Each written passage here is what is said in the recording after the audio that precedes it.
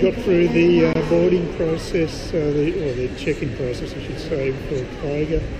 Very busy. Sunday morning, a lot busier than Sunday night. Monday morning, when I previously left 2 months ago. A lot of activity. Other thing is that the minibus I got was packed with women. There was only 2 other guys, and they were both in couples, and vast majority were single females. Most who came from Gilligan's, which is a big place to say the least. Other thing that happened, I had to wait a while in the queue, and which is a bit of a drag for check-in, but I've got to say.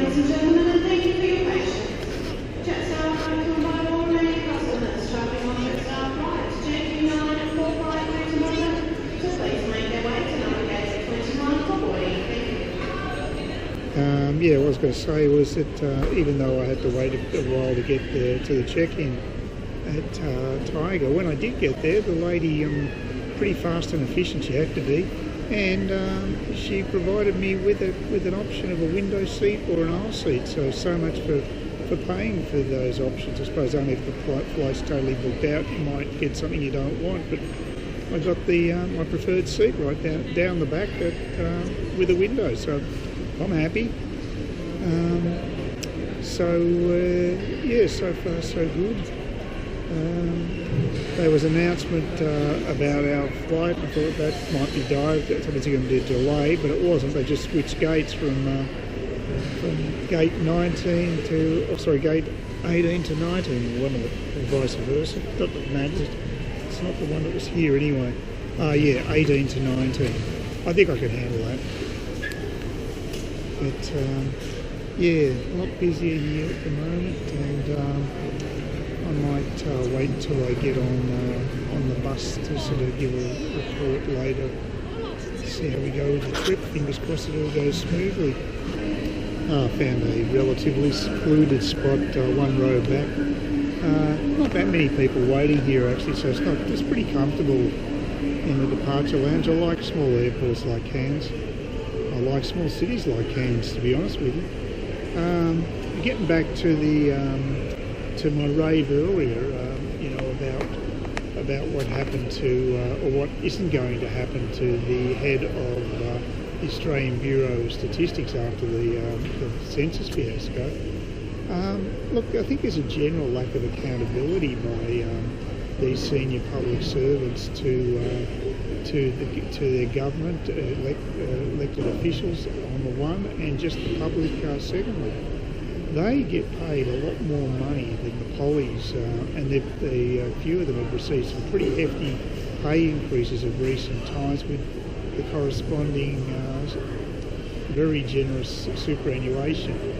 I'm really smelling a rat here. I think we're overpaying quite a few of these people. I think it's time there was a general clean out of the public service.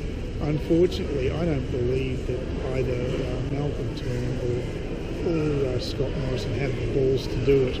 They're peas in a pod, those two. They just basically are just coasting along, probably to an election loss, I would think, at this stage, which leads to the prospect of Bill Shorten and the Greens running the show again. And, I mean, this is just going to be a disaster for the country. The finances are going to be absolutely ruined. But that appears to be the way we're going. So I'm very pessimistic about it. But why is the problem of taking on the public service? What is the problem of slashing there? They talked. Malcolm Turnbull talked about raising taxes with the GST, which I'm not against, but it's fair to say that it's not just a matter of raising taxes, it's also a matter of cutting costs. And there's a hell of a lot of waste out there. I would, just one body comes to mind is the Australian Broadcasting Tribunal, which looks after the commercial TV stations. So they go through a farcical sort of rubber stamping of their licences every few years. I mean, what do they really do? I wonder. The one is the ABC for. Now, they're not really following their charter. no one could say the ABC's unbiased at this stage. It seems to be getting worse and worse. They've got some good people working there, but really they're just not even trying to be balanced these days. Yet the ABC board just rubber stamps that as well. I'm sure there's numerous other examples of ridiculous government waste with Mickey Mouse bodies and what have you. Another big bugbear for me is that the public funding for a lot of arts and humanities subjects. I mean, I went to uni a while back, but I thought it was BS back then, and I'm sure it hasn't improved. I mean, I think that I know that in, say, high school, public high school level, now that the curriculum is being much more politicised, I think that's a really bad step. You know, I think we've just got to get the politics out of the curriculum, declutter it so people get back to learning the basics. It's no wonder that our kids' school levels are dropping. The priorities are just totally wrong. And that goes for secondary education as well as tertiary education, where what I'd actually do is I wouldn't have public funding for humanities and social science courses. I'd just basically say, if you want to do them, you pay it out of pocket.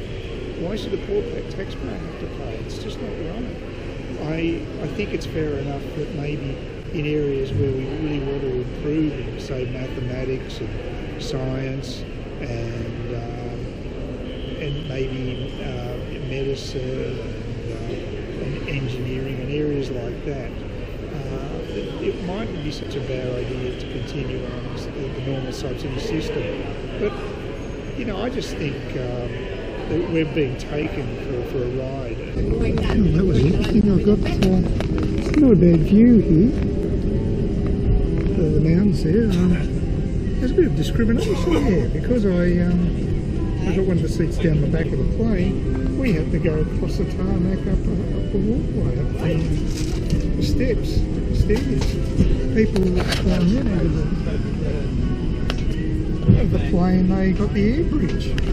Yes, high-tech air bridge. I suppose it's good exercise. It's not raining, so I suppose things could be worse. But that's never happened before. Where I don't think it has anyway. Maybe it has, but it's sensible anyway, because the only trouble was that there was a couple, an elderly couple, coming with me, walking across with me, and one of them had a walking stick, so actually air bridge would be better for them for sure. Doesn't worry me so much. But yeah, that was a first today, but so far so good.